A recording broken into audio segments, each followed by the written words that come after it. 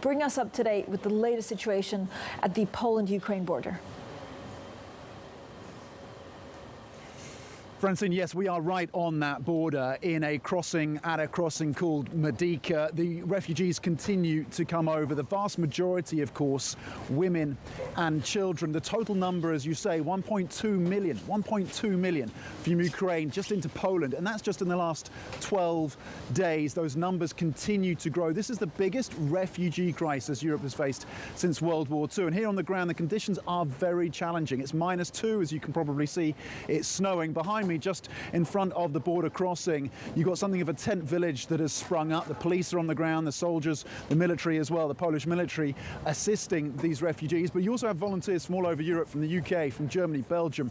I've met a number who have come here on their own backs to try and help the refugees here. But the system is very basic. People are living and sleeping in tents. They're being given food where they can get it, and supplies, medical supplies and warm clothing. But there is a great need for more. The United Nations telling me that it's on the other side of the border that is really a concern for them, because refugees are having to line up on the Ukrainian side of the border and for sometimes, in some cases, stay overnight a number of days outside in these freezing temperatures before they are able to cross over.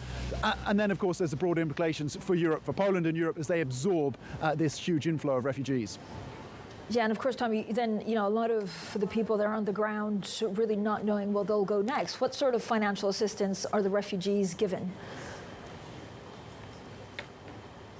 Yeah, that's absolutely right. In fact, I spoke to a mother about half an hour ago with a 2-month-old baby who had crossed over in the last few hours. She had to spend the night outside on the Ukrainian side of the border, and she was being put into a bus to be taken to Krakow here in Poland. She has friends or relatives there who can accommodate her. Many others, of course, don't have those options. Some do. So it's a question of the logistics, busing people to towns and cities across Europe where they either have those connections or people are opening up their homes to accommodate people.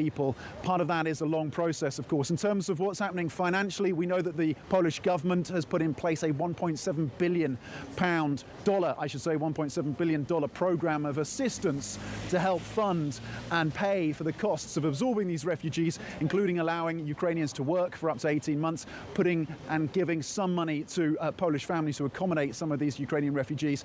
But it's the United Nations who say they need additional funding as well. They need at least $1 billion.